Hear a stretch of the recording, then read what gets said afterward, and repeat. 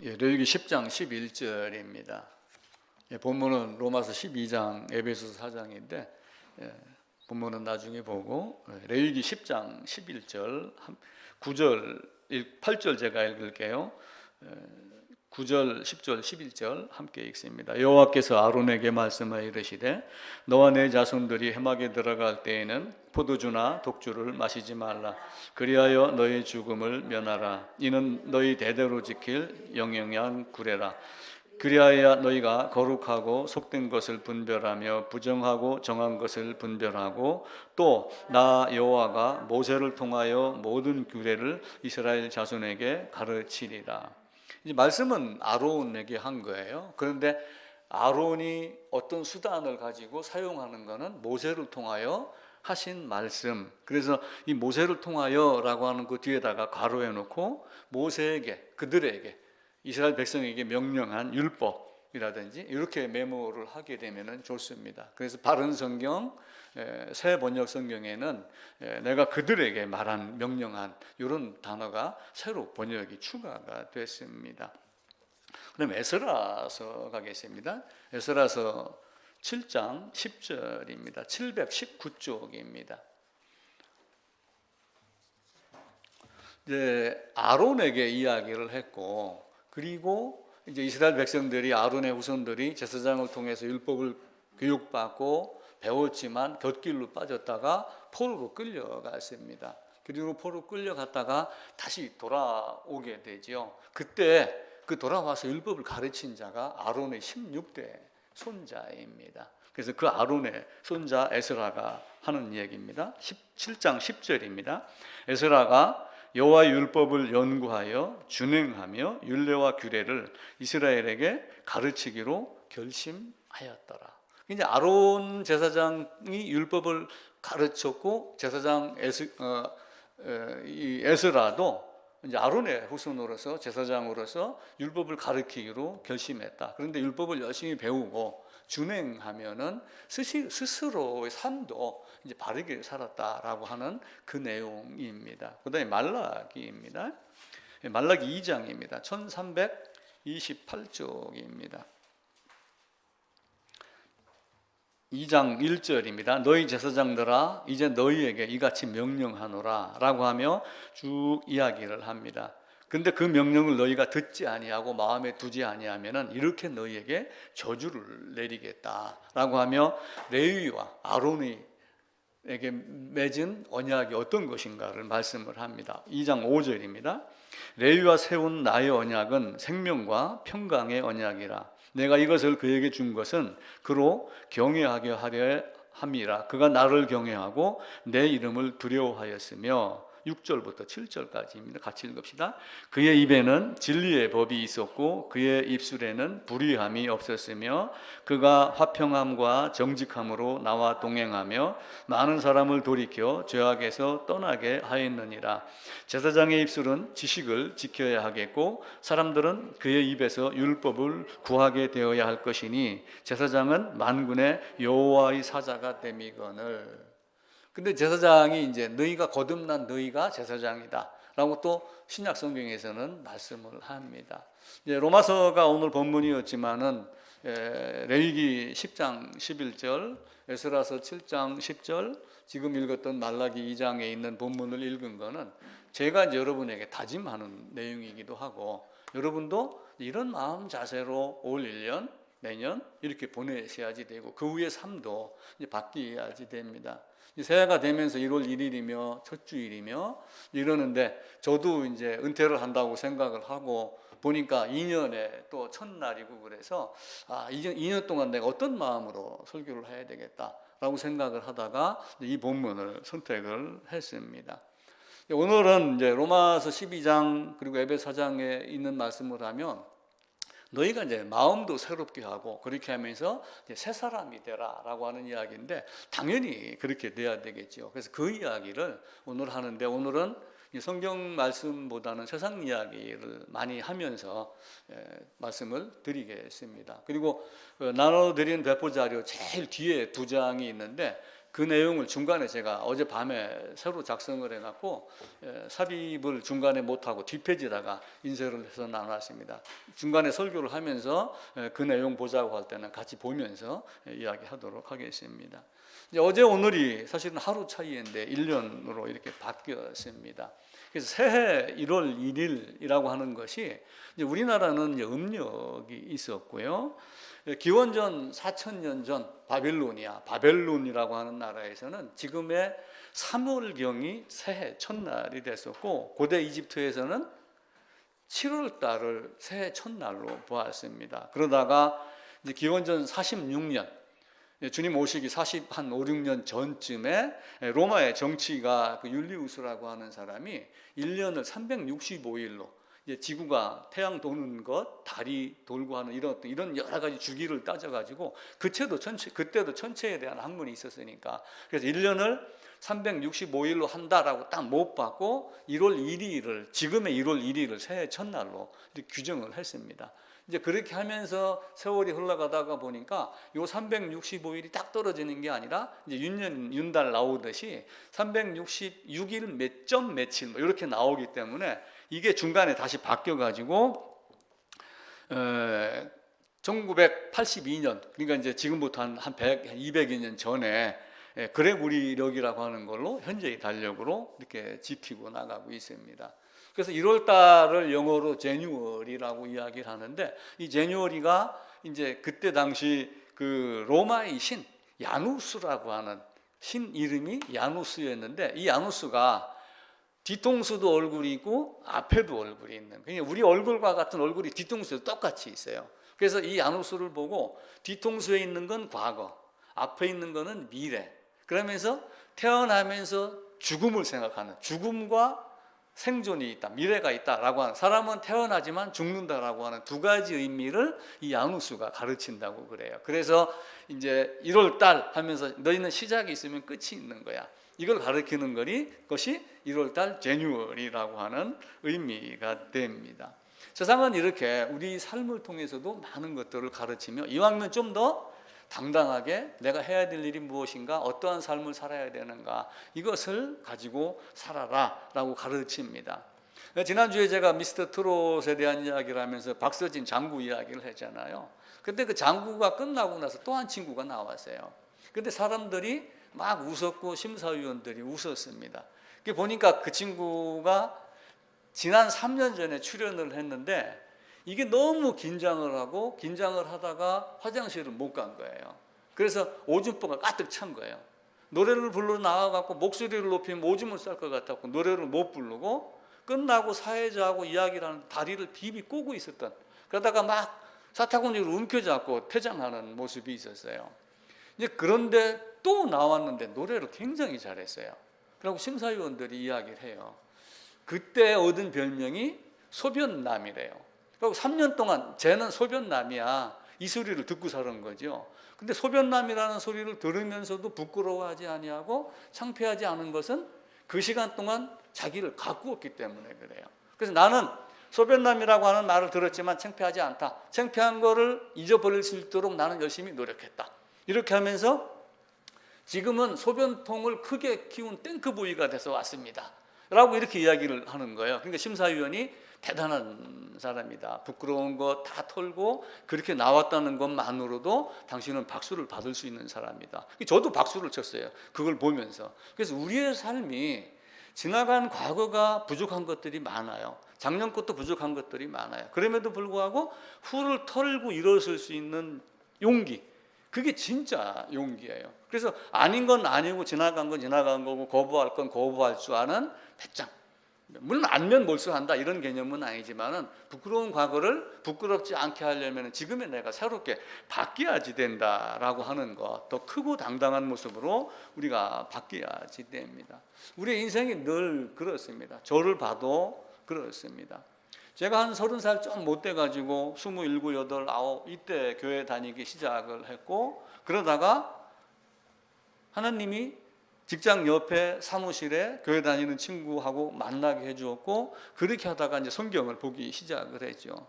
제가 부끄러운 얘기지만 제가 이 사람이 먼저 교회를 나가가지고 성경책 보는 걸 내가 찢어서 태우고 던진 적이 있었어요. 그렇게 좀 못된 짓을 했는데 지금 내가 목사가 된 것을 보니까 아마 소변남에서 탱크부이 된 것 같이 막 이런 입장이 된 게 아닌가 생각을 합니다. 중간에 이제 여러 가지 곡절이 있었죠. 죄사함 복음을 알았어요. 아, 예수님이 내 죄를 다 사해 놨구나, 이걸 알았어요.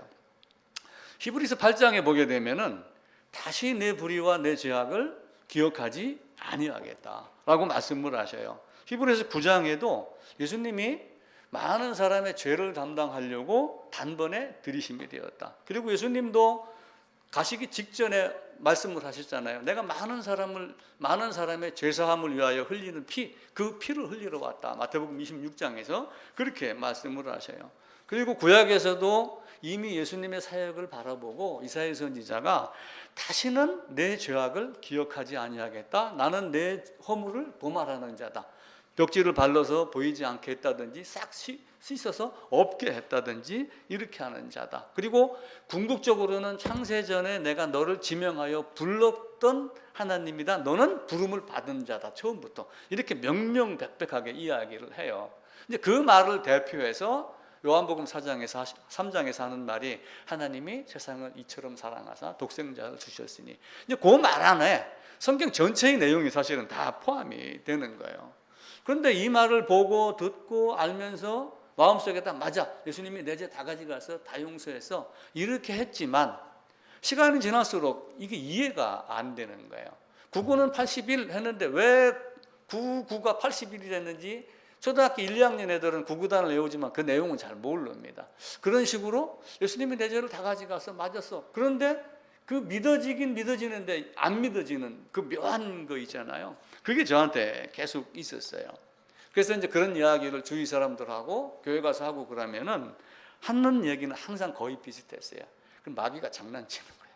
마귀가 의심하는 영을 너한테 불어넣는 거니까 믿기만 하고 열심히 주일 정수하고 막 이렇게 하면 됩니다 라고 계속 얘기를 했지 부연 설명을 해주는 사람들이 거의 없었어요. 그래서 성경을 보고 하다가 몇 년이 지나면서 두 가지 죄가 있다는 걸 깨달은 거예요.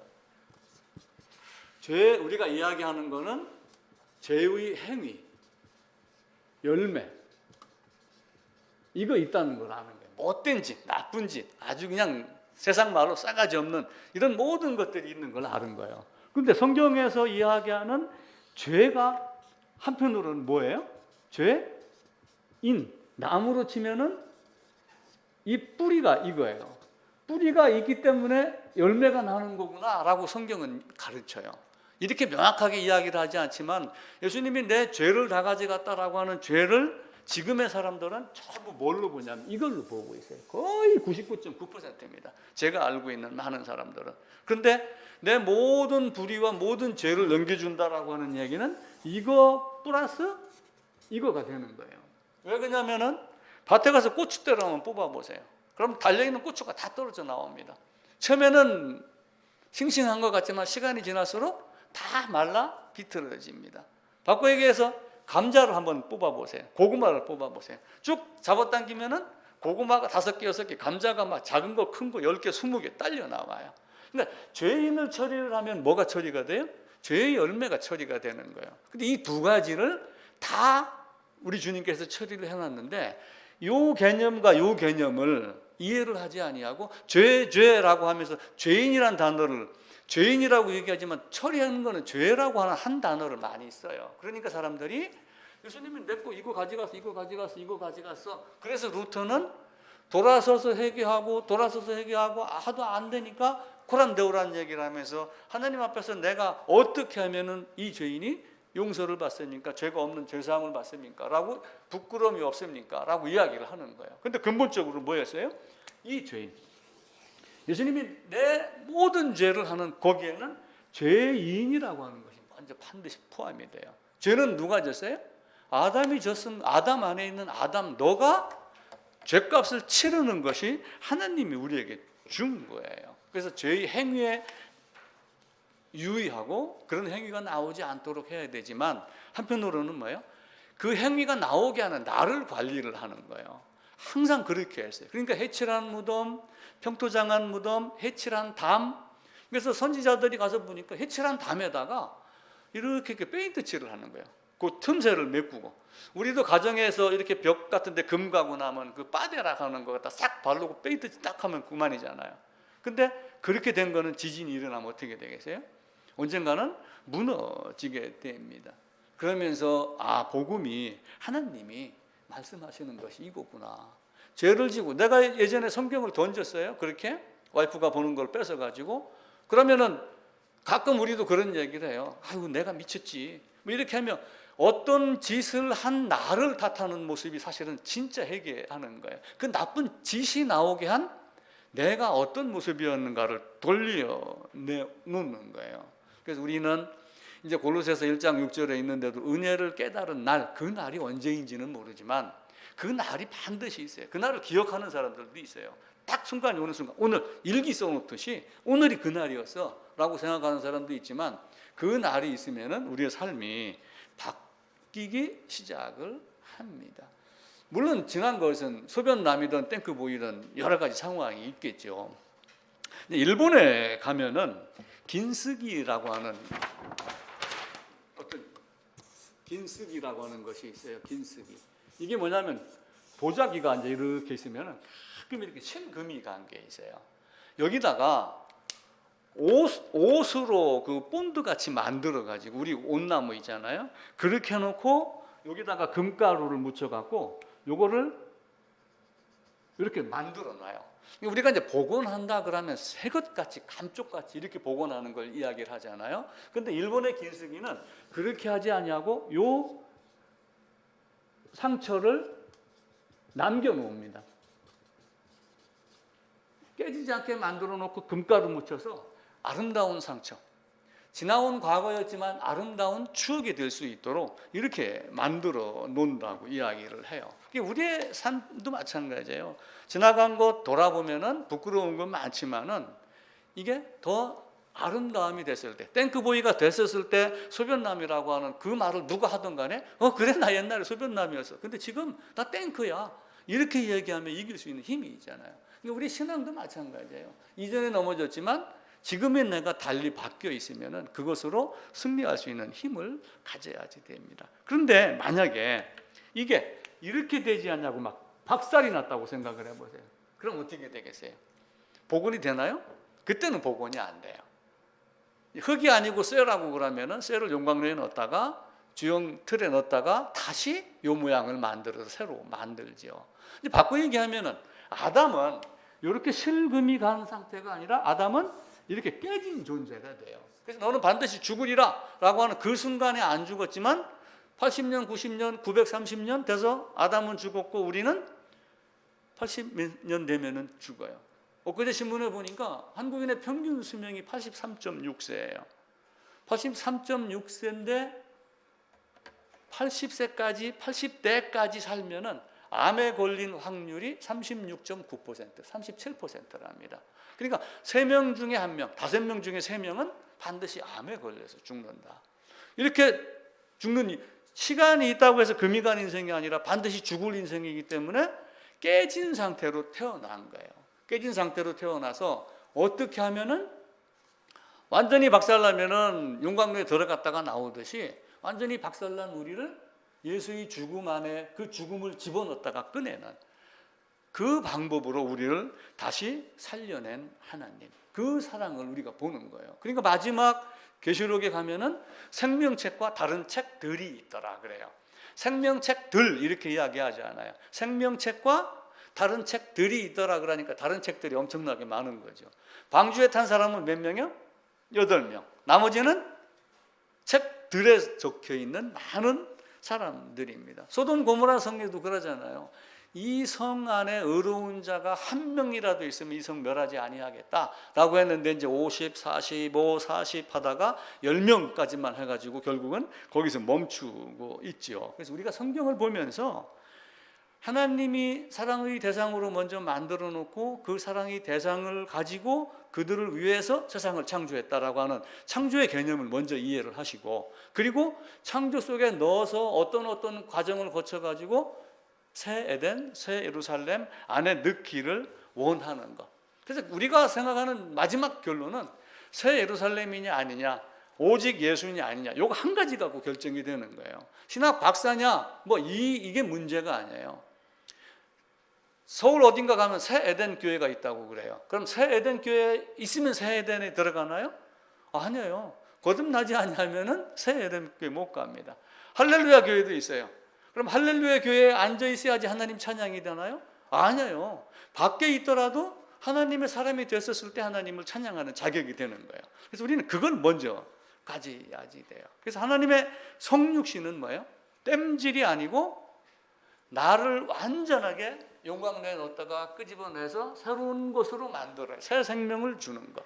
이게 하나님이 우리에게 주시고자 하는 거예요. 이제 마지막 2장 추가됐던 이제 자료에 대한 내용입니다. 그렇게 하기 위해서 성자 하나님이 사람의 모양으로 성육신 하셨어요. 그게 사람이다 아니다 자꾸 우리 이렇게 이야기하지 말고, 악이다 뭐 이렇게 이야기하지 말고, 하나님이 사람으로 오셨어요. 성자 하나님이 사람으로 오셔서 많은 사람들은 갈릴리 바닷가에서부터 시작하여 이적을 베풀었고, 헤롯도 이적을 보기를 원했어요. 그런데 이적을 보기를 원했는데 이적을 베풀지 않으니까 도로 빌라도에게 보내서 죽였습니다. 그럼 예수님은 이 땅에 오셔서 이적을 베푸는 것이 목적이었나요? 그렇지 않아요. 나를 죽이기 위해서 오신 거예요. 나를 영광로 안에 넣기 위해서 자신이 영광로에 들어간 거예요. 그 예수 안에 들어갔었을 때 녹은 것이 다시 주님과 함께 주님 안에서, 부활 안에서 다시 살아나게 만든 게. 그래서 다른 일은, 다른 복음 준 것이 없다. 갈라디아서에서 바울은 다른 복음은 없나니 다른 복음을 전하면 저주를 받는다. 또 사도행전에서 다른 이름을 우리에게 주신 적이 없다라고 딱 잘라서 이야기를 해요. 열심, 성경 암송, 이게 문제가 아니에요. 성경 암송 못하면 어때요? 중요한 건 뭐예요? 내가 어떤 과정을 거쳐서 우리 주님 앞에서 의롭다 칭함을 받았는가를 알고 감사하는 것, 그것이 우리에겐 중요하지. 중간 과정에, 물론 그렇게 되면 당연히 중간 과정도 아름다운 과정이 되겠죠. 그래서 그 중간 과정보다는 먼저 그것을 가져야지 돼요. 하나님이 이제 우리를 용서합니다. 예수님이 우리를 다 용서했어, 이렇게 이야기를 해요. 예수님이 우리를 다 용서했어. 자, 용서의 사전적 정의가 있어요. 죄나 잘못한 일을 꾸짖거나 벌하지 않고 덮어줌. 사전을 찾으면 이렇게 나와요. 제가 잘못했어요. 그러면 용서했다 하는 건 뭐예요? 그래, 알았어. 그냥 덮어주는 게 용서의 개념은. 근데 하나님의 용서는 그렇게 하지 않아요. 하나님의 용서는 뭐예요? 죄인이 받을 값을 받은 자를 용서하는 거예요. 무슨 말인가 이해되신가요? 죄값으로 죽어야 될 자가 죽었을 때 그 죽음을 통해서 너는 죄값을, 내 말을 순종했기 때문에 용서가 되는 거예요. 대통령이 특별 사면하듯이 이명박 대통령 사면 특별 사면 추징금 안 받겠음 이렇게 한다고 하는 그런 용서의 사면 개념이 아니라, 우리 하나님이 용서하시는 방법은 반드시 이루실 것, 이루게 한 자를, 그 말에 따른 자를 용서라는 개념으로 보는 거예요. 그리고 그 용서가 된 자에게 새 생명을 불어넣어서 새 사람으로 만드는 것. 그래서 아담을 만들고 그 코에다가 생기를 불어넣어서 생명이 되게 했다라고 하는 것과 마찬가지로 집어넣어서 새 모양으로 만들어 놓고, 우리 호랑이다가 눈 하나 딱 그려 놓는다고 그러잖아요. 그러면은 호랑이가 독수리가 난다든지 어떤 이런 모습대로 마지막 생명을 그렇게 주는 거예요. 그래서 그리스도 안에서 용서를 합니다. 너희가 하나님께 용서를 받은 것은 하나님이 그냥 찾아봅시다. 에베소 4장입니다. 에베소서 4장 32절입니다. 314쪽입니다. 서로 친절하게 하며 불쌍히 여기며 서로 용서하기를, 이 말만 제가 따서 말씀드리는 거예요. 하나님이 그리스도 안에서 너희를 용서하신 것과 같이. 그러니까 세상이 용서하는 것과 같이 그냥 덮어주는 것이 아니라 예수님과 함께 연합된 십자가와 죽음과 부활을 거친 그 안에서 용서가 된다라고 하는 용서의 개념을 먼저 가져야지 돼요. 근데 왜 그렇게 하실까요? 왜? 하나님은 공의의 하나님이기 때문에 그래요. 공의는 뭐예요? 지금은 그래도 공의 시대예요. 왜냐하면 대통령이 감옥에 가는 시대가 됐으니까 나름대로 법을 법대로 집행을 하게 하잖아요. 이번에도 어떤 사람이 국회에서 체포 동의안인가 하다가 부결이 됐어요. 근데 많은 사람들은 증거를 들이댔는데도 국회에서 투표해가지고 아니다라고 하니까 안 했는데 그건 공의가 아니다 이렇게 여기는 거예요. 법이라는 것이 있으면 누구에게나 동일하게 적용을 해야 돼요. 동일하게. 이걸 갖다 공정이라고 그래요. 공정. 공평. 공정하게 공평하게 어느 누구도 예의 없이 심판의 대상이 되는 것이 하나님의 공의예요. 그러니까 자기 아들을 아끼지 아니하시고 라고 하는 건 뭐예요? 사실은 하나님 자신이 사람으로 온 거예요. 그런데 위격의 관계상 아버지가 아들을 보내놓고 그래도 내 아들이지만 잘못한 거는 죽일 건 죽여야지. 이렇게 죽이는 것이 공의란 말이에요. 그러니까 하나님이 공의, 공정, 선악을 가지고 어떤 심판을 하고 제재를 가할 때 누구도 예의 없이 법대로 처리하는 것. 이게 하나님이 하신 거예요. 내 아들도 아끼지 아니하여서 예수도 그래서 내줌이 되었어. 그리고 마지막 날 아들을 통하여서 때가 되면 이 땅에 오셨어요. 그건 왜 그런 거예요? 공의 때문에 그런 거예요. 그 공의가 이루어진 것을 용서의 개념으로 보는 거예요. 세상이 얘기하는 대로 그냥 덮어주고 너는 교회 열심히 다녔으니까 너는 목사니까 자 하나님 앞에서 우리 고신교단 총회장이 있어요. 총회장이 있고 김관식이가 있고 신학 박사가 있고 여러분이 개개인이 다 있어요. 누가 하나님 사랑을 받을까요? 신학 박사가? 그래도 고신교단의 총회장이니까? 그렇지 않아요. 하나님 앞에서는 뭐예요? 루터든 칼빈이든 누구든 죄 없이 함을 받은 자. 그 사람이 하나님 앞에서 사랑을 받아요. 왜냐하면 공의의 하나님의 법대로 공의의 처리를 받은 사람. 그게 하나님의 자녀가 되기 때문에 그래요. 예수님은 이 땅에 오셨습니다. 오셔서 기도를 해요. 겟세마네 동산에서 아버지 이 잔을 내게서 지나가게 해달라. 왜 지나가게 해달라고 그래요? 무엇이 무서워서 지나가게 해달라고 그렇게 했을까요? 대못에 박히는 거? 왜냐하면 목수의 아들이었잖아요. 목수의 아들로 컸잖아요. 나무 깎아가지고 이런 대못 탕탕 박는 거 그거 모르겠어요? 뼈가 박살나는 거 그거 모르겠어요? 그 고통, 나 이 고통 싫어요. 이건가요? 아니에요. 하나님의 진노. 하나님의 진노 그게 싫은 거예요. 왜냐하면 하나님의 진노가 얼마나 무서운지 아들일지라도 그 진노를 받는 것 그리고 아들이 아버지 앞에서 죄가 되는 거예요. 그 순간. 그래서 이 잔을 내게서 지나가게 해달라. 그럼 이 잔이 뭐예요? 그냥 술잔, 포도주잔, 그냥 십자가? 이 차원을 넘는 거예요. 아버지 앞에서 아들이 죄가 되고 그 죄값을 받는 죄가 되는 순간 아버지와 아들의 관계가 단절이 되고 거룩함과 구분되면서 아예 거룩함이 없는 존재로 바뀌는 그것이 무서운 거예요. 여러분 만약에 지옥에 간다 그래서 지옥에 간다. 그럼 뭐가 두려워요? 지옥에 가는 형벌이 두려운 게 아니에요. 그건 당연히 받을 거래요. 그럼 뭐 때문에 두려운 거예요? 하나님의 거룩함과 분리되는 게 두려운 거예요. 마지막 순간에는. 그러니까 우리는 제가 아이들한테 아침에 문자 카톡 보내면서 그 얘기를 했어요. 세월이 이렇게 왔고 그리고 이렇게 살아야지 된다. 거룩함 그리고 고통 이런 모든 것 있지만은 그 고통에서 벗어나는 방법이 무엇일까 한번 이제 생각해보자 이런 의도로 간단하게 적어서 보냈습니다. 이 잔을 내게서 옮기기. 난 죄가 되는 게 싫습니다. 로마 3장 8장인가 보게 된 한 의가 나타났다 돼 있어요. 한 의는 뭐예요? 하나님의 의가 한 사람으로 온 거예요. 근데 그 의가 와가지고 의가 아닌 죄가 되니까 하나님이 죄악을 미워하시잖아요. 죄악을 거부하잖아요. 공의 하나님이 죄악을 거부하니까 죄악을 어떻게 해요? 없애버리는 거예요. 그 죄가 되는 것이 싫어서 그렇게 하는 거예요. 그리고 그 죄에게 부어지는, 죄에게 쏟아지는, 만약에 용광로가 이렇게 있다고 해보세요. 용광로가 있는데 포스코 가가지고 여기다 고로에서 샘물이 나와가고 쫙 찹니다. 근데 이 샘물 통을 이렇게 기울인다고 해보세요. 쏟아지면은 여기에 있는 돌멩이가 어떻게 되겠어요? 순간 녹아요. 순간 녹아요.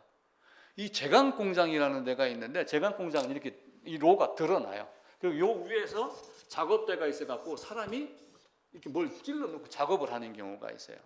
근데 예전에 어떤 사람이 여기를 무슨 일이 있었는지 뛰어내렸어요. 실제로.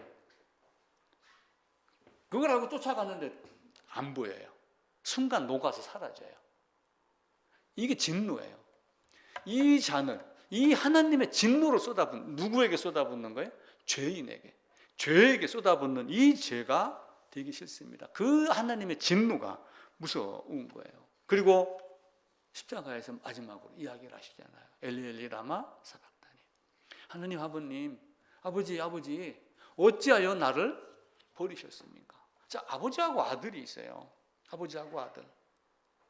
예전에 김영삼 대통령 아들 김현철 씨가 아마 김영삼 대통령 재직 시절에 감옥에 갔을 거예요.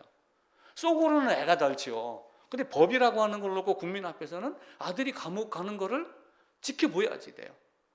예를 들어서 이튿날 대통령 특권으로 사면이 있으니까 이튿날 김현철 사면 이렇게 할 수도 있었겠죠. 근데 못하는 건 뭐예요? 아들이 죄라는 거를 법에서 판결을 내렸기 때문에 그렇게 하는 거예요. 아버지가 보기에 아들이 죄로 진노의 잔을 받는 그 모습을 의가 아니고 죄가 됐기 때문에 아버지가 아들을 죽는 데 내어주면 고개를 애면하신 거예요. 돌린 거예요. 그 말씀이 어찌하여 나를 버리셨나이까. 그냥 내동댕이 친 게 아니라 아들이지만 죄가 죄로 처형받게 하기 위해서 그 아픔을 하나님 눈을 감고 돌리시는 우리 옛날에 그런 얘기 하잖아요. 뭐 새가 막 새끼가 죽어갖고 울었는데 그 새를 잡아갖고 이렇게 해부를 해보니까 그 안에 뭐 장이 녹아 있더라, 애간장 타더라. 그렇게 하듯이 아버지 마음이 아들을 향해서 그렇게 쏟아지는 거예요. 그래서 이 잔을 내게서 옮기시옵소서. 이게 그냥 매 맞고 갈고리에 맞고 홀딱 벗겨가지고 십자가에 나무에 못 박히고 하는 이 차원이 아니라 죄가 어떤 것인가를, 하나님이 그 미워하는 죄가 어떤 특성인가, 아들이라도 죄가 되면은 고개를 돌리셔야 되는 하나님의 공의, 공정함, 공평함, 어느 누구도 예의 없이 하나님 앞에서 그렇게 처리를 받아야 되는 이 모습을 보고 나라고 그 자리를 피하겠어요? 아들로 오신 아들도 죽이셨는데 신학 박사라고 봐주겠어요? 그렇지 않잖아요. 하나님은 할 수 없는 그것을 해주러 오셨습니다. 여기는 나무가 내일 아침에 나 저쪽으로 간다 하고 혼자 갈 수 있어요?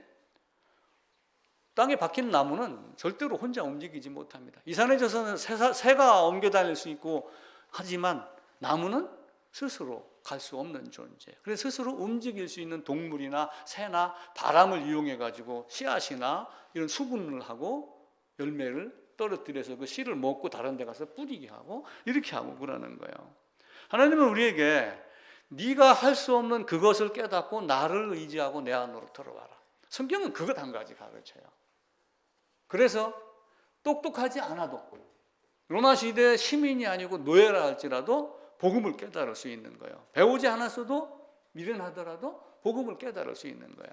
예수님 살고 있던 그 당시에 복음서가 기록되던 그 당시에 보게 되면은 예수를 알고 예수님께 은혜를 입은 자들은 다 학문이 없던 자들이에요. 머리 가지고 장난하던 사람들이 아니라 마음을 가지고 쓰던 사람들이에요. 지금은 어때요? 도서가 많이 나오고 인터넷 나오고 그러니까 수많은 자료가 있어요. 그걸 보고 많이 알으면 아는 것 같지만 하나님이 보시기에는 절대 그렇지 않아요. 하나님 보시기에는 네 마음 안에 있는 심중을 보시는 하나님, 그 하나님 앞에 나가야지 돼요. 우리는 하나님 앞에 갈 때, 물론 세상에 살 때 어려움이 많습니다. 예배당에 다니면서 교인이면서 하나님 자녀이면서 어떤 때는 노래방에 들어갈 때도 있어요. 직원들이 만약에 회식을 한다 그러면 갈 수도 있겠죠. 근데 사람들이 보면 싫어할 수도 있어요. 어떻게 보면 그것을 잘 이겨낼 수 있는 힘도 가져야지 돼요. 저는 직장 생활할 때 이제 직장의 개념이 있으니까 회식을 가요. 회식을 가면은 이 못된 사람이 한 사람이 있었어요. 우리 부장이.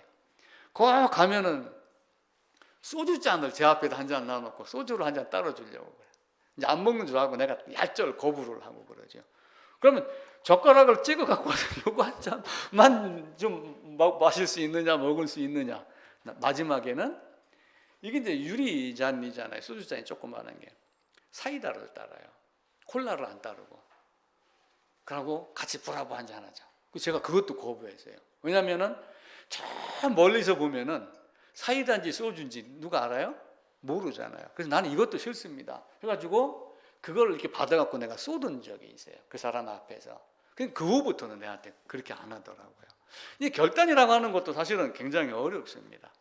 또 한편으로는 그런 삶도 살아야지 되죠. 세상에 속하지, 세상 밖으로 나가지 않으면 안 되는 일이 이 땅에서는 비일비재하게 벌어져요. 그래서 지혜 있게 앞으로의 남은 생을 여러분들이 잘 살아야지 돼요.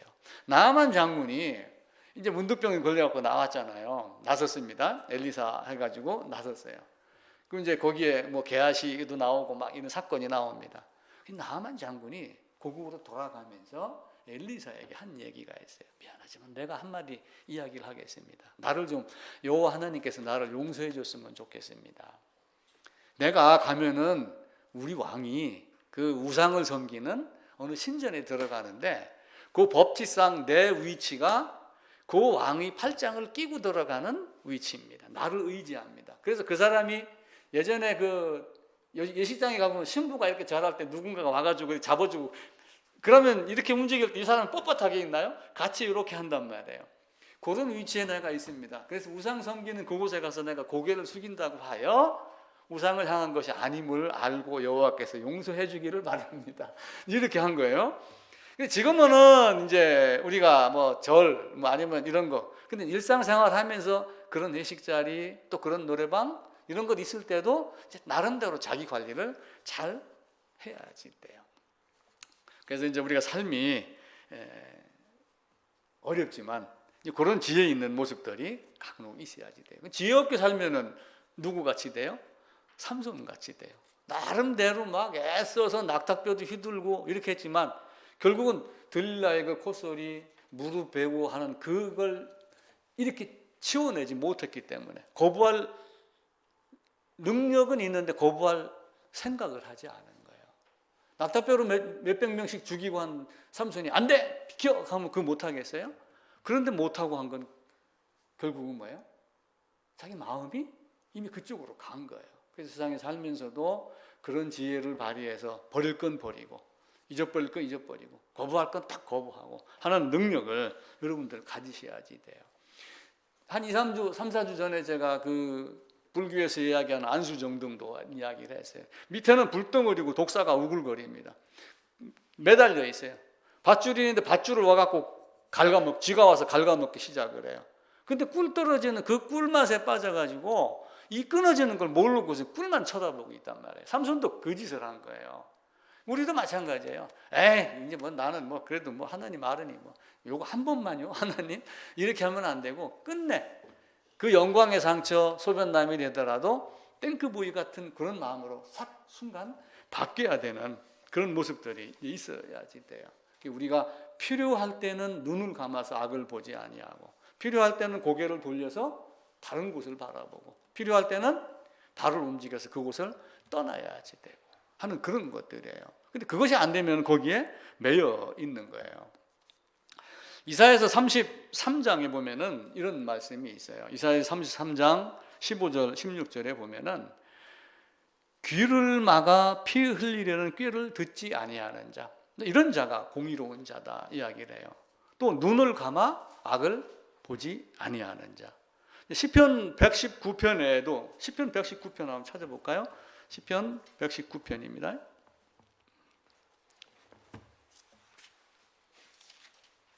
36절 37절입니다. 891쪽이네요. 시편 119편 37절입니다. 내 눈을 돌이켜 허탄한 것을 보지 말게 하시고 주의 길에서 나를 살아나게 하소서. 마음 먹은 대로 되는 거예요. 마음 먹은 대로 강단이 있었을 때 먼저는 생각이고 그 다음에는 행동이고, 그래서 생각이 바뀌면 행동이 바뀌는 거예요. 순교도 아무나 못해요. 그 생각이 온전하게 굳었을 때는 순교의 모습으로 가는 겁니다. 에스겔서도 한번 볼게요. 이사야 그 뒤로 쭉 넘어가면 이제 에스겔, 에레미야, 에스겔 12장이 있습니다.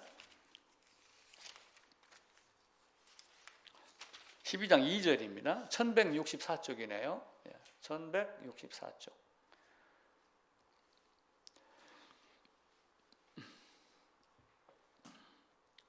인자야 내가 반역하는 족속 중에 거주하는도다. 그들은 볼 눈이 있어도 보지 아니하고 들을 귀가 있어도 듣지 아니한다. 볼 눈이 있어도 안 봐요.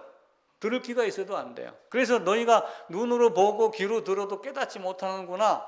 왜 비유로 말합니까? 그러니까 그들은 들을 자격이 없기 때문에 비유로 말하는 거야. 근데 너희는 깨달을 능력이 있기 때문에 비유로 말하는 거야. 똑같이 비유로 말해도 어떤 사람은 깨닫고 어떤 사람은 깨닫지 못해요. 그러니까 비유를 알아들을 수 있는 사람이면 얼마나 좋겠어요. 이사야서 29장입니다. 앞으로 가셔갖고 이사야서 29장. 그런 사람들에게는 이제 잠들게 하는 영을 줬다. 삼손에게도 잠들게 하는 영을 줬겠지. 어떤 목적이 있어서. 천쪽입니다. 천쪽. 999, 천. 29장 11절입니다. 같이 읽을까요? 그러므로 모든 계시가 너희에게는 봉안책의 말처럼 되었으니 그것을 글 아는 자에게 주며 이르기를 그대에게 청하노니 이를 읽으라 하면 그가 대답하기를 그것이 봉해졌으니 나는 못 읽겠노라 할 것이요 또 그 책을 글 모르는 자에게 주며 이르기를 그대에게 청하노니 이를 읽으라 하면 그가 대답하기를 나는 글을 모른다 할 것이라. 그러므로 주께서 이르시되 이 백성이 입으로는 나를 가까이 하며 입술로는 나를 공경하나 그들의 마음은 내게서 멀리 떠난다니. 신약에 나오는 이 말씀이 이런 여러 가지 구약에 있는 말씀을 인용을 해요. 이렇게 해도 읽으라 그러면 못 읽는다. 읽으라 하면 나는 글을 모른다. 온갖 핑계를 대며 하나님을 떠나는 자들이 많이 있어요. 그래서 우리는 절대로 그런 삶이 되지 아니하고 지난주에 말씀드렸듯이 성경 읽기만큼 좋은 것이 없어요. 저도 이제 설교 준비한다고 성경을 여기저기 많이 찾았지만 처음부터 대대로 일독하기가 굉장히 어려웠는데 이제 오늘부터 제가 1년에 2독을 할 겁니다. 왜 2독이 가능하냐? 제가 이제 계산을 해봤어요. 성경 저희 집에 이제 그 MP3로 된 성경 파일이 있어서 집에서 계속 틀어놨는데 어제 딱 끝났는데 보니까 1188장이더라고요. 인터넷 뒤져보니까 1188구장도 나와 있고 그래요. 1189장. 이거를 7장씩 읽으면 1년에 2번을 읽을 수가 있어요. 한 번 읽으면 한 4장씩 읽으면 한 번씩 읽을 수 있어요. 그래서 오늘부터 하루에 7장씩 해갖고 6월 말에 끝내고 그리고 12월 말에 끝내고 여유가 이제 한 20일 정도씩은 양쪽에 다 있습니다. 건너뛸 때도 있고 그런데 한 7장 정도로 읽으면 어떨까? 저도 꼭 읽고 그렇게 할 거예요. 그래서 제가 가능하면은 1장부터 7장, 8장부터 예를 들면은 뭐 14장 뭐 이렇게 해가지고 내용이 뭡니다라고 한 2줄, 3줄로 간단하게 이렇게 해서 아침마다 내가 좀 글을 하나 띄울까 이런 생각도 해봤어요. 근데 아마 스스로 읽는 것이 먼저 더 좋지 않을까라고 하는 거예요. 대학 교수들이 매년 말 되면은 이제 사자성어라고 해서 내자로 올해는 어떤 해입니다 이렇게 이야기를 해요. 이게 자료 이제 첫 페이지에 있습니다. 올해는 과의불개라고 이렇게 했어요. 그래서 과의불개가 뭐냐 그러니까 잘못하고도 고치지 않는 것, 이게 과의불개라고 하는 뜻이랍니다. 근데 지나온 과거를 쭉 돌아보고 잘못한 것이 많은데 고치지 않은 게 많아요. 이태원 사고부터 뭐 여러 가지 그런 것들이 많아요. 그래서 이게 이제 공자의 말인데 과의불개 시과 시의 과의 해가지고 잘못하고도 고치지 않는 것, 이것을 잘못이라고 한다 이렇게 이야기를 해요. 그래서 우리도 작은 것에 충성하자라고 하는 이 얘기는 결국은 뭐예요? 작은 것 하나도 버릴 줄 알 수 있으면 버릴 것, 이렇게 요거 작은 것 하나부터 실천해 나가기 시작을 하면은 매듭을 하나 풀기 시작하면 주르륵 풀리듯이 그 매듭 하나 푸는 것이 지극히 작은 것이다 생각을 하고 새 출발하기를 부탁을 드릴게요. 그래서 옛 속담에 사람들이 말하기를 악마는 디테일에 있다 이런 이야기를 해요. 그러니까 디테일은 아주 작은 거, 세밀한 거거든요. 그리고 그 작은 것 하나를 버리지 않고 고치지 않으면은 다른데 점령당하는 거예요. 이게 굉장히 무서운 거예요. 제가 이제 아마 적어놨을 거예요. 1대 29대 300이라는 법칙이 있어요. 이제 우리 보습고 다닐 때 이거 자주 관리하면서 많이 써먹었던 거예요. 하인리 법칙이라고 그래갖고 어떤 사건이 한번 딱 일어나요. 그제도 과천 어디에서 대형 사고가 났잖아요. 뉴스는 못 보고 신문 기사로 봤는데 나는 산을 뚫은 터널인 줄 알았어요. 그랬더니 그냥 도로 위에 뚜껑 씌워놓은 거였더라고요. 근데 이런 그 사고가 나기 이전에, 한 번 나기 이전에 자잘한 것들이 한 300번이 일어나고 비슷한 것이 29번 일어나는데, 산업 현장에서는 어떤 산업 재해가 한 번 일어나면 그걸 경고하는 작은 사고가 29번, 그리고 알게 모르게 자잘하게 보여주는 게 300번. 어느 공장이든 어느 사람이든 이런 것이 다 있다라고 이야기를 하는 거예요. 그래서 작은 것 하나를 우리가 고치면, 이게 티끌모아 태산이라고 적응할 땐 이야기를 하지만 작은 것이 누적이 되면 어떻게 돼요? 금이 자주 가면 어떻게 돼요? 복원할 수 없는 깨지는 그릇이 되는 거예요. 그래서 우리의 삶이 좀 더 바뀌어야지 돼요. 도서도 천원을 경영하라라고 하는 책이 있어요. 이것도 신문 광고에 나온 책이에요. 뭘 천원을 경영해? 이렇게 딱 보니까 그 천원 경영이 다이소 회장이 쓴 책이더라고요. 그래서 그 책에 보니까 사람들은 다이소를 일본 기업으로 알고 있는데 한국 토종 기업이다. 세상에 있는 모든 물건이 다 여기에 있어. 이걸 가지고 다이소로 만드는 거래요. 그냥 싼 거 1,000원짜리를 갖다가 품질 좋은 걸 골라서 넣는 거예요. 나는 1,000원짜리를 가지고 1년에 몇십억, 몇백억을 버는 사람입니다. 그래서 그 기법을 거기다 책에다 적어놨대요. 그랬더니 이제 임원들이 이거 여기 우리 회사에서 쓰는 것들을 많이 적어놨으니까 이 책 내지 맙시다. 그랬는데 이걸 보고 따라할 수 있는 능력이 있는 사람은 원래 그렇게 될 사람이다 라고 얘기를 하며 책을 출간을 했다고 그래요. 저는 이제 그 책 내용은 보지는 않았어요. 근데 그걸 보고 우리처럼 할 수 있다면, 이병철 회장이 한탄을 한 이야기가 어느 신부에게 질문 던진 이야기 있었잖아요. 왜 이 땅에 한 집 건너 하나마다 교회가 있는데 왜 세상이 이 꼬라지 모양이냐. 그 인간의 본질을 몰랐던 거예요. 다이소 회장 말대로 이 책을 읽고 나를 따라할 수 있는 사람이라면 원래 그 사람은 그렇게 될 수 있는 사람이야. 영어 책이 온 천지에 다 있습니다. CNN만 1년 내내 봐도 영어가 될 거예요. 일본어 1년만 NHK 보면은 일본어 합니다. 공민이도 그렇게 했다고 그래요. 옛날에 어려서 그 일본어 만화 뭐 이런 거 동영상 보다가 일본어가 제법 많이 늘었다고 그럽니다. 성경책이 온 세상에 널려 있어요. 그런데 성경을 모르는 사람들이 많이 있어요. 그래서 작은 것 하나를 경영할 줄 알면은 우리는 다른 사람이 될 수 있다라고 하는 거예요. 그래서 제가 오늘은 시간 관리에 대한 이야기를 하는 거예요. 시간 관리. 미국에 아이젠하워라고 하는 대통령이 있었습니다. 근데 이 대통령이 이야기를 하면서 나에게는 늘 두 가지의 문제점이 있다. 대통령 되니까 이게 결정을 하는 게 굉장히 무섭습니다. 어떤 걸 감추는 대통령이 있고 어떤 걸 드러내서 시행을 하는 대통령이 있어요. 그런데 반드시 중요한 것이 있고 긴급한 것이 있어요. 우리 일상에는 이게 항상 있어요. 중요한 것, 긴급한 것. 중요한 거는 지금 당장 긴급하면서도 중요한 것이 있는가 하면은 그렇지 않으면서 긴급한 것이 있고, 예를 들어 갖고 지금 이 자리에 갑자기 성민이가 아이고 배야 하고 설사를 한다고 해보세요. 그럼 예배 중에 나가 계세요, 안 나가 계세요? 당연히 뛰어나가죠. 긴급한 거예요. 근데 긴급하지 않지만 중요한 것도 있어요. 음식을 잘 관리하면 이런 일이 일어나요, 안 일어나요? 이런 일이 잘 안 일어납니다. 갑자기 가다가 자동차가 펑크가 펑 났어요. 보니까 타이어가 많이 마모가 됐어. 타이어를 평소에 관리를 했으면 긴급한 상황이 발생해요, 안 해요? 안 합니다. 그럼에도 불구하고 길가에 못이 있을 수가 있어요.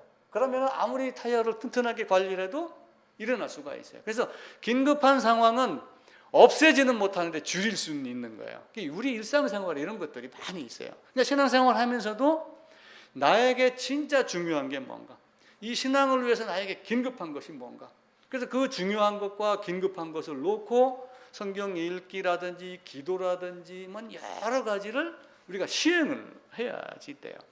이 선택 앞에서 우리가 어떤 모습으로 살길 원하는가, 그걸 보는 거예요. 그래서 제가 이거를 네모로 이제 그려놨어요. 네모. 이거 아마 언젠가도 한번 제가 말씀드렸던 것 같은데, 이게 너무 이렇게 해야죠. 중요, 긴급. 이거 긴급해요. 또 하나 긴급이 있는데 긴급하지 않아. 이거는 중요해요. 이거는 중요하지 않아요. 이렇게 이제 네 면을 그려놓고, 긴급하면서도 중요한 것. 이걸 아까 얘기를 드렸던, 갑자기 이 건물이 막 흔들흔들해요. 그럼 어떻게 해야 돼요? 하나님께 예배 드리는 거, 이게 문제가 아니에요. 뛰어나가야죠. 이런 게 아주 긴급하면서도 중요한 게 있어요. 근데 건물주가 늘 관리를 했다면 이런 일이 일어나겠어요? 안 일어나겠어요? 그때는 긴급하지는 않지만 중요한 거는 또 다른 어떤 관리하는 것이 있는 거예요. 이게 긴급하지 않지만 중요한 게 있어요. 근데 많은 사람들이 바쁘다 바빠, 일하면서도 맨날 바쁘다 바빠 이런 사람들이 있어요. 근데 바쁘다 바빠가 아니라 자기 할 일 딱 해놓고 미리 예방을 하면은 여기가 한가해져요. 이제 이게 뭔가를 이제 찾아내는 거예요. 제가 이제 이걸 큰 종이 한 장을 따로 프린트해서 뒤에다 넣어놨습니다. 오늘 댁에 가셔가지고 이걸 이제 하는 거예요. 그래서 중요한 것, 진짜 해야 될 것, 큰 돌, 자잘한 거, 별거 아닌 거, 작은 돌, 이런 게 있어요. 자, 예를 들어가지고 나에게 긴급하지도 않아요. 근데 중요하지도 않는 거 있어요. 뭐가 있을까요? 일상생활에서 긴급하지도 않고 중요하지도 않는 거 있어요. 맨날 휴대폰 뒤적뒤적 하는 거, 뭐 이런 거. 텔레비 앞에 앉으면 아주 그냥 리모컨 손에다 딱 쥐고 엄지로 채널 바꿀 거 준비해가면서 보는 거, 뒹굴뒹굴. 이 채널 저 채널 뭐 하는가, 뭐 이러는 거. 이게 다 뭐예요? 긴급하지도 않고 중요하지도 않고. 여기에 사람들이 많이 매여요. 또 하나는 엊그제 저한테 문자가 왔어요. 아빠, 나 휴대폰 고장 났거든. 지금 이 번호로 사용하고 있으니까 이 번호로 문자 좀 줘. 그렇게 문자가 띠릭하고 문자가 왔길래 누가 보냈지? 하고 열었는데 나하고 관계없는 거예요. 그런 게 여기에 포함이 되는 거예요. 긴급한 것 같은데 중요하지 않은 거예요. 나를 유혹하고 위장해서 속이는 것. 그래서 내가 그 답장을 했죠. 나 총각인데요. 그러고 답장이 없어요. 그 후로. 이런 사람들이 있는 거예요. 그래서 야, 그런 짓 하지 마라고 훈계하려고 하다가 혹시 또 자꾸 문자 보낼까 봐 그렇게는 안 했어요. 그래서 중요한 것, 긴급한 것, 이거를 돌멩이로 가르쳐요. 그러니까 제가 강의했던, 이걸 가르쳤던 그 리더센터에 있는 사람들은 절대로 바쁘다 바빠라고 하는 이야기를 하지 않아요. 아침에 일어나서 오늘 해야 될 일, 중요한 것, 이걸 딱 만들어 놓고 회사에 가서도 업무가 오늘 뭐가 있는데 업무를 어떤 중요한 순서대로 뭘 해야 되겠다 했는데 오후 4시에 딱 끝냈어요. 6시가 퇴근 시간인데 그럼 2시간 놀아도 돼요. 그런 회사가 있어요. 그러니까 우리의 삶도 그런 거예요. 그러니까 이거는 돌멩이로 치면은 긴급하지 않지만 중요한 거는 큰 돌멩이에요. 큰 돌멩이. 이것도 큰 돌멩이에요. 근데 큰 돌멩이가 많으면 안 돼. 여기서 관리를 잘하면은 이 큰 돌멩이가 작은 돌멩이로 줄어들어요. 근데 이거는 뭐예요? 자잘한 모래 같은 거, 별것 아닌 거. 이거 갖고 지금 매여 있어요. 여기도 마찬가지고. 그래서 이거를 나중에 제가 종이에다 이제 그림을 2개를 그려놨어요. 하나는 하늘 4개로 똑같이 했다가 나중에 하나는 이쪽을 조금 줄이고 이렇게 해서 이 부분을 크게 제가 이렇게 했어요. 오늘 댁에 가셔갖고 줄일 수 있는 것, 진짜 중요한 것, 이걸 표를 한 번씩 해서 내시는 거예요. 그래가지고 우리가 이제 이걸 이야기를 할 때 여기를 여기를 놓고 일분면 그래요. 분면이라고 그래가지고 긴급, 중요, S. 그럼 여기는 1, 2, 3, 4 이렇게 번호를 매겼어요. 1, 2, 3, 4. 그래서 여기 이걸 이제 분면 그러는데 요 한 면을 분면 그러는데 이걸 옛날에 사람들은 상한 그랬어요. 상한. 그래가지고 이상한 이걸 갖다 이상한 이렇게 부르는 거예요. 그래서 이상한 사람이 되자. 이상한 사람이 되면 우리의 삶이 달라진다. 죽을 쌀때 써놓고 사상한에 내 사상당하지 말고 이상한의 사람이 되자. 이 이야기를 하는 거예요. 그래서 큰 돌 여기다가 많이 넣고 큰 돌 넣고 그리고 여기는 짜잔한 돌 숫자 줄이고 그리고 이 부분이 거의 40, 50%, 60% 이렇게 관리를 하고 이 부분을 줄이면은 우리 삶이 달라진다라고 하는 거예요. 그 돌멩이 놓는 그림 보게 되면은 긴급하고 중요한 거는 적을수록 좋다. 없앨 수는 없어요. 그 다음에 긴급하지 않지만 매우 중요한 것. 이건 효과적인 삶이라고 그래요. 우리의 믿음, 우리의 신앙, 새 예루살렘 바라보고 하는 이런 모든 것들은 중요한 것. 이거 있습니다. 일분면이라고 하는 것은 이건 반드시 발생을 해요. 근데 줄일 수 있으면 줄이는 방법은 이상한에다가 하는 것을 예방을 하고 그리고 사상한, 삼상한은 줄이는 거예요. 그 통에 그림 그려져 있는 거 있어요. 통에 보게 되면은 이런 통에다가 아이들 플라스틱 알갱이 이런 걸 그냥 잔뜩 넣는 거예요. 여기다가 이만큼 미리 이제 연습을 해갖고 한 거죠. 그럼 여기다 돌멩이를 이만큼 넣은 거예요. 돌멩이. 근데 밖에 돌멩이가 아직도 3개, 4개가 더 있어요.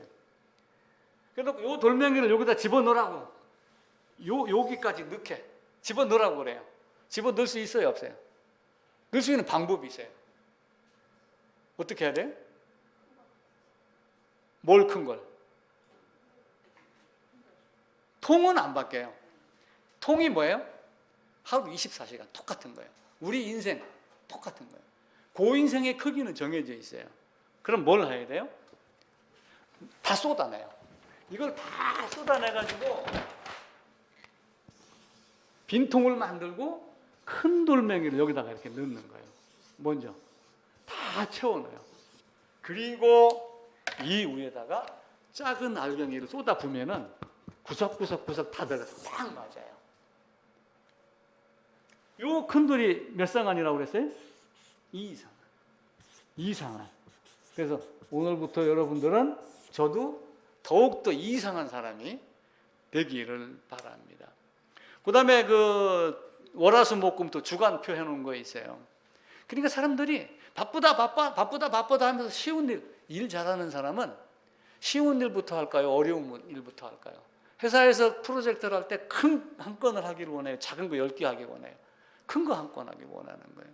그런데 그 주간표 N쪽에 있는 거 보면은 자잘한 일에 매달려 갖고 바쁘다 그렇게 하다가 보니까 이 큰 게 전부 어디에 나와 있어요? 이 밖에 다 나와 있는 거예요. 안으로 들어가는 게 없는 거예요. 그래서 그걸 어떻게 바꿔라? 큰 거 하고 그 틈 사이에 작은 일 해라. 그래서 나에게 가장 소중한 것 뭔가 이제 이걸 여러분들이 찾아가지고 그 이상한 하는 그 빈칸에다가 나는 올해는 이건 꼭 해야 돼. 1년이라는 장기 중기 목표지만은 내가 이걸 시간 걸리더라도 이거는 꼭 해야지 돼 라고 하는 것들을 꼭 적어 놓으셔야지 됩니다. 우리의 삶의 중심이 있어요. 나는 뭘 가지고 살을까? 돈 하게 되면 세상 모든 게 다 돈으로 보여요. 돈 하는 사람들은 골목만 딱 돌아도 요 코너에다 가게 하면 좋겠네? 이게 보이는 거예요. 저는 돈이 안 보이니까 가게를 하면 좋은 건 요 밑에 커피집도 사람들이 또 와서 사진 찍고 난리가 나요. 아무것도 아닌데 무슨 소문이 났는지. 사람들은 그걸 보는 거예요. 내가 만약에 노래가 내 인생의 목표예요. 그러면 저 MBN의 트롯맨이든지 TV조선의 미스터 트롯이라든지 여기 막 이런 데 메이잖아요. 나는 집 사고 땅 사는 게, 그러면 지나가면서 여기다 집 지으면 좋겠는데 좀 이것만 보이는 거예요. 내 중심에 뭐가 있는가에 따라서 달라져요. 그래서 이 이상 안에 이 큰 돌이 되기 위해서는 내 중심에다가 뭘 놓고 살 건가 라고 하는 거를 살아야지. 작은 일에 매이지 아니하고 큰 일에 붙잡히는 이런 분들 꼭 되길 바라고, 진짜 건강한 사람, 삼성, 대우, 뭐 포스코, 뭐 현대 이런 큰 회사는 이재용 씨가 예를 들면 회장이 됐어요. 그럼 뭐 투자를 한다고 그러죠. 그 투자는 내일 해서 내일 끝나는 거예요. 투자하는 기간도 1년, 2년, 3년이지만 그게 되면은 20년, 30년 먹거리가 되는 거예요. 그 이상을 하는 거예요. 그래서 중요한 큰 회사나 이런 데서는 어떤 일에 집중하냐면은 중요한 것, 긴급한 것이 아니라 가장 먼저 해야 될 것이 뭔가, 그리고 급하진 않지만 꾸준히 해야 될 것이 뭔가. 이제 올해는 우리 성경 읽기입니다. 성경 읽기 꼭 해서 이전하고 다른 삶을 살아야지 돼요. 똑같은 삶을 살면 안 돼요. 신년 되면서 연말에 금붕어를 가지고 옛날과 같이 살지 말자라고 하면서 그 나왔더라고요. 금붕어를 만 대형 수족관에다 이렇게 넣어놓고 금붕어를 몇 마리 풀어놓고서 이게 이제 그 카메라로 해갖고 좌표 찍을 수 있게, 그래서 그 금붕어로 촬영을 한 거예요. 촬영을 했는데 이게 이 안을 돌아다니는 횟수가 한 50만 번 정도 될 정도로 X 좌표, Y 좌표 다 해놓은 거예요. 이걸 딱 해서 보니까 딱 한 번만 자기가 갔던 길을 갔지 나머지 49만 9,999번은 같은 길을 안 갔더래요. 그러니까 우리가 어제와 오늘이 같지만, 어제와 오늘과 같은 길을 걸어가지만 똑같은 자리를 밟고 걸어가는 사람은 한 사람도 없어요. 삶이 달라요. 근데 그 닮은 삶이 무엇을 향해 갈 건가? 긴급한 것만 맨날 쫓아다니면서 남이 밑만 닦을 건가? 똥만 닦을 건가? 아니면은 열심히 해서 성장하는 열매 맺는 중기, 장기 목표, 소망이 뭔가? 우리의 소명이 뭔가? 새 예루살렘? 그럼 그걸 보고 가는 어떤 이런 것들을 우리가 잘 만들어서 연말에 야 진짜 내가 이상한 사람이 되고 보니까 진짜 아름다운 성과가 있었다라고 하는 것. 그리고 우리 주님이 주신 그 복음이 무슨 복음, 어떤 복음, 왜 주셨는가, 어떻게 주셨는가 라고 하는 걸 잘 알고, 하나님 앞에서 하나님의 공의는 하나님 앞에서 어떤 사람도 예의 없이 공정하게 공평하게 선하게 제재를 하는 거예요. 그 선하게 제재를 할 때 대통령이었다고 봐주고 그러지 않아요. 대통령이 특별 사명같이 하나님은 그런 용서가 없어요. 용서는 그리스도 예수 안에서 용서예요. 그러니까 용서는 뭐예요? 내가 원하는 대로, 내가 명령한 대로 잘못한 거에 대한 죄값을 치른 것이 용서가 되는 거예요. 그 성경을 보고 세상에 나와 있는 수많은 지식, 세상에 나와 있는 수많은 교회, 큰 교회, 멋진 웅변과 같은 설교, 이게 중요한 것이 아니라 내가 지금 하나님 안에 있는가 없는가, 거룩한 존재가 되어 있는가 안 되어 있는가, 이 잔을 내게서 옮기시옵소서라고 하는 그 하나님의 진노를 받은 사람인가 받을 사람인가 라고 하는 것 보고, 어찌하여 나를 버리셨는가. 이스라엘 백성도 출애굽해서 데리고 나왔지만 곁길로 빠져 사니까 포로로 보냈어요. 어찌하여 나를 버리셨나이까. 근데 우리는 지금은 그 버림을 내가 열심히 노력하면은, 말씀대로 살면은 바뀌지 않아요. 아까 제사장 아론, 에스라, 말라기 2장에 있던 말씀 읽었잖아요. 우리가 그대로만 살면은 하나님께 징계받을 일도 없고 아름다운 모습으로, 아름다운 사랑으로 기쁨의 날이 될 수가 있어요. 우리가 연말에 진짜 기쁨이 되는 한 해였습니다. 하나님께 감사한 한 해가 되었습니다 라고 하는 간증이 서로 있기를 간절히 바랍니다.